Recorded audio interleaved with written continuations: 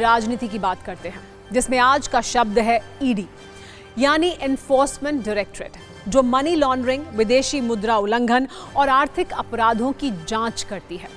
इसे देश की प्रीमियम जांच एजेंसी समझा जाता है।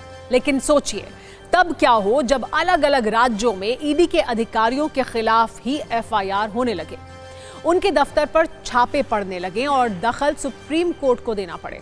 आज ये चर्चा इसलिए है क्योंकि देश के 2 राज्य पश्चिम बंगाल और झारखंड में ईडी पर राज्य की पुलिस एक्शन लेने की कोशिश में है। पश्चिम बंगाल में मामला 7 दिन पुराना यानी 8 जनवरी का है, जबकि झारखंड में राज्य पुलिस ने आज ही ईडी के दफ्तर पर छापेमारी की है।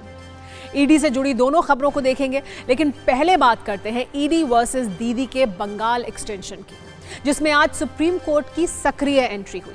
यहां से ममता बनर्जी को कुछ कानूनी झटके लगे, ईडी से कुछ सवाल पूछे गए और मामले को कुछ और दिनों के लिए आगे बढ़ा दिया गया। लेकिन इन तीनों घटनाओं में कई ऐसी बातें हुई जो बंगाल में आगे की राजनीति को रोचक बना सकती हैं। इसीलिए सत्ता में हमने ईडी वर्सेस दीदी पर एक कानूनी कुंजी तैयार की है, जिसमें तीखा सियासी मसाला मौजूद है। दरअसल 8 जनवरी को कोयला घोटाले के एक मामले में ईडी ने राजनीतिक कंसल्टेंसी आईपैक के कोलकाता और दिल्ली के ठिकानों पर छापेमारी की थी। कोलकाता में आईपैक के डायरेक्टर प्रतीक जैन के घर पर छापेमारी के दौरान सीएम ममता बनर्जी पुलिस के साथ अंदर घुस गई थी। आरोप है कि यहां से वो कुछ दस्तावेज लेकर बाहर निकल गई थी। इसके बाद ईडी ने सुप्रीम कोर्ट में ममता बनर्जी और पश्चिम बंगाल की पुलिस पर जांच में बाधा डालने का आरोप लगाया, जिस पर आज सुप्रीम कोर्ट में सुनवाई हुई। इस सुनवाई के दौरान सुप्रीम कोर्ट ने 3 बड़ी बातें कही। पहली बड़ी बात, ईडी के काम में रुकावट ना डालें। दूसरी बात, ईडी के खिलाफ दर्ज एफआईआर पर रोक रहेगी। और तीसरी बात, ईडी की रेड पर पुलिस का दखल एक गंभीर मामला है। वैसे इस मामले में कोर्ट में काफी तीखी बहस हुई। इस सुनवाई के दौरान ईडी की तरफ से सॉलिसिटर जनरल तुषार मेहता और बंगाल सरकार की तरफ से वरिष्ठ वकील कपिल सिब्बल पेश हुए। मामले की शुरुआत में सुप्रीम कोर्ट ने पूछा कि ईडी वहां किस लिए गई थी, किस बात की जांच चल रही थी। सॉलिसिटर जनरल तुषार मेहता ने कहा कि ईडी अवैध कोयला घोटाले की जांच के लिए गई थी। सुप्रीम कोर्ट ने पूछा, क्या कोयला घोटाले की जांच चल रही है? इस पर सॉलिसिटर जनरल ने कहा कि जी हां, कोयले का भुगतान कैश में किया जाता था, समन का कोई जवाब नहीं मिला। एक हवाला चैनल की पहचान की गई है। लगभग 20 करोड़ कैश आईपैक को ट्रांसफर हुए, इसलिए 8 जनवरी को कंपनी के 10 ठिकानों पर तलाशी ली गई। इसके बाद सॉलिसिटर जनरल तुषार मेहता ने कहा कि ये बहुत ही शॉकिंग घटना है। मुख्यमंत्री खुद पहुंच गई, जहां छापा पड़ा वहां जांच में व्यवधान डाला। राज्य पुलिस ने राजनीतिक सदस्यों के तरीके से काम किया।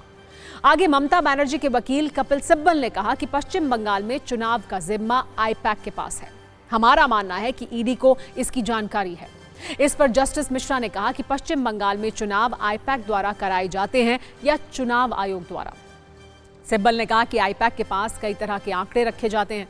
जब वो वहां गए तो उन्हें पता था कि पार्टी से संबंधित कई आंकड़े वहां मौजूद होंगे। चुनाव के बीच में वहां जाने की क्या जरूरत थी? कोयला घोटाले में आखिरी बयान 24 फरवरी 2024 को दर्ज किया गया था। तब से वो क्या कर रहे थे? सिब्बल ने कहा कि अगर आपको जानकारी मिल गई तो हम चुनाव कैसे लड़ेंगे? ईडी को पार्टी कार्यालय के उस हिस्से में क्यों जाना चाहिए जहां सारी जानकारी मौजूद है? सुप्रीम कोर्ट ने कहा कि सॉलिसिटर जनरल ये कह रहे हैं कि अगर चुनाव के दौरान मनी लॉन्ड्रिंग होती है तो इसमें ईडी की क्या गलती है? सिब्बल ने यह भी कहा कि मुख्यमंत्री पर लगे सभी उपकरण जब्त करने के आरोप झूठे हैं। ये सिर्फ पूर्वाग्रह पैदा करने के लिए किया जा रहा है। इस बहस में एसजी मेहता ने कहा कि ये एक चौंकाने वाला पैटर्न दिखाता है।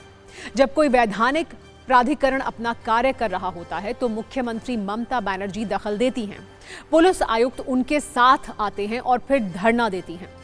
इस पर जस्टिस मिश्रा ने पूछा कि ये कैसे हो सकता है। इस पर एसजी मेहता ने कहा कि मुख्यमंत्री ममता बनर्जी ने सारी फाइलें जब्त कर ली, ये चोरी है। एक ईडी अधिकारी का फोन भी ले लिया। इससे ऐसी घटनाओं को बढ़ावा मिलेगा और केंद्रीय बलों का मनोबल गिरेगा। मामला इतने पर नहीं रुका। ईडी की तरफ से पेश हुए एसजी ने आरोप लगाया कि कोलकाता हाई कोर्ट में होने वाली सुनवाई को बाधित करने की कोशिश की गई थी। हंगामे की प्लानिंग हुई थी। उन्होंने दावा किया कि लोगों को मैसेज किया गया था, कोर्ट को जंतर मंतर में तब्दील कर दो, यानी भारी भीड़ लाओ। एसजी ने कहा कि उन्होंने वहां के विधि विभाग की व्हाट्सएप चैट रिकॉर्ड पर रखी है।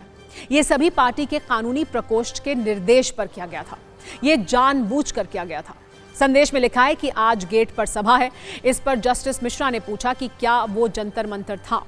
एसजी ने कहा कि हां, अदालत को जंतर मंतर में बदल दिया गया था। इस पर कपिल सिब्बल ने कहा कि ऐसा दोबारा नहीं होगा। इस सुनवाई के बाद कोर्ट ने कहा कि यह बहुत गंभीर मामला है। कोर्ट ने बंगाल सरकार को नोटिस जारी किया और 2 हफ्तों के भीतर जवाब मांगा। अब 3 फरवरी को अगली सुनवाई होगी और तब तक ईडी अधिकारियों के खिलाफ बंगाल में दर्ज एफआईआर पर भी रोक लगा दी गई। कोर्ट ने बंगाल सरकार को यह निर्देश दिया है कि सरकार ईडी के काम में दखल ना डाले, एजेंसी को अपना काम करने दें।